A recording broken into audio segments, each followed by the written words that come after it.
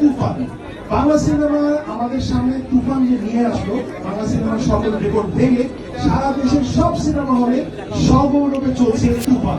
আর এই উদযাপন আপনাদের সাথে নিয়ে উপভোগ করতে আমাদের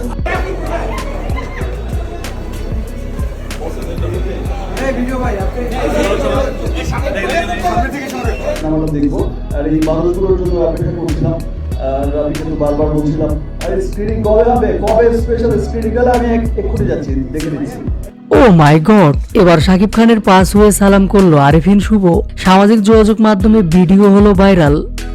আজকে হঠাৎ করে বাংলাদেশের এক ঝাঁক তারকাকে নিয়ে তুফান সিনেমার স্পেশাল শোতে হাজির হন সুপারস্টার শাকিব খান।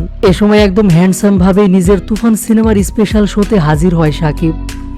তবে অবাক করা বিষয়টি ছিল শাকিব খানের তুফান সিনেমা দেখার জন্য স্পেশাল শোতে নায়ক আরেফিন শুভ উপস্থিত হয়েছিলেন। তিনি তার আপকামিং নূর সিনেমার প্রমোশনের গেঞ্জি গায়ে জড়িয়ে সিনেমা হলে প্রবেশ করেন। এ সময় হলের ভিতর শাকিব খানকে দেখে ছুটে এসে শাকিবের পাশ হয়ে সালাম করতে নেন আরেফিন শুভ। ছোট ভাইয়ের এমন কাণ্ড দেখে শাকিব সাথে সাথে শুভকে জড়িয়ে ধরে বুকে টেনে নেন। শাকিব কখনোই চাচ্ছিলেন না শুভ তার পা ধরুক, তাই তো পাঁচ হয়ে সালাম নয়, ছোট ভাইকে বুকে নিলেন। দুই নায়কের এমন কাণ্ড দেখে মুগ্ধ হয়েছেন সেখানে থাকা শত শত মানুষ। সামাজিক যোগাযোগ মাধ্যমে যে দৃশ্য রীতিমতো ভাইরাল হয়েছে, যা দেখে মুগ্ধ হয়েছেন নেটিজেনরা। শাকিব খান শুভ একে অপরকে কত ভালোবাসে তা যেন আবারও দেখা গেল। এমনিতেই আরেফিন শুভকে ভীষণ ভালোবাসে, পছন্দ করে শাকিব খান। ছোট ভাইয়ের মতো আগলে রাখে শাকিব। এর আগে বেশ কয়েকবার দেখা গিয়েছিল শাকিব খানের সাথে আরেফিন শুভর খুনসুটি।